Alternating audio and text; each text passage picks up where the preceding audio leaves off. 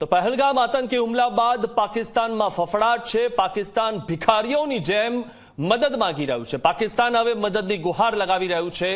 ચીન સૌદી અરબ પાસે પાકિસ્તાન મદદ માંગી રહ્યું છે। પાકિસ્તાને બ્રિટન પાસેથી પણ મદદ માંગી।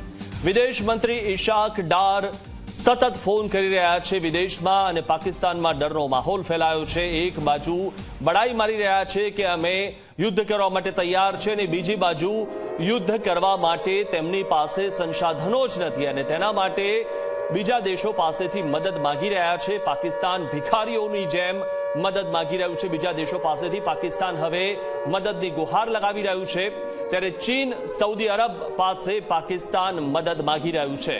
પહેલા તો આતંકવાદને પ્રોત્સાહન આપે છે, આતંકવાદની ફેક્ટરી ચલાવે છે અને હવે જ્યારે પાકિસ્તાન મદદ માંગી રહ્યું છે કારણ કે પાકિસ્તાનને ખબર છે કે ભારત જ્યારે હુમલો કરશે ત્યારે પાકિસ્તાનનું અસ્તિત્વ મિટી જશે અને અસ્તિત્વ ખલાસ થઈ જશે તેવી હાલત થશે। એટલા માટે પાકિસ્તાન એક બાજુ તો ગીદડ ધમકી આપે છે, બીજી બાજુ તેની પાસે સંસાધનો જ નથી, લડાઈ લડવા માટેના સંસાધનો નથી ત્યારે પાકિસ્તાને બ્રિટન પાસેથી પણ મદદ માંગી છે। વિદેશ મંત્રી ઇશાક ડાર સતત ફોન કરી રહ્યા છે। પાકિસ્તાનમાં ડરનો માહોલ ફેલાયો છે।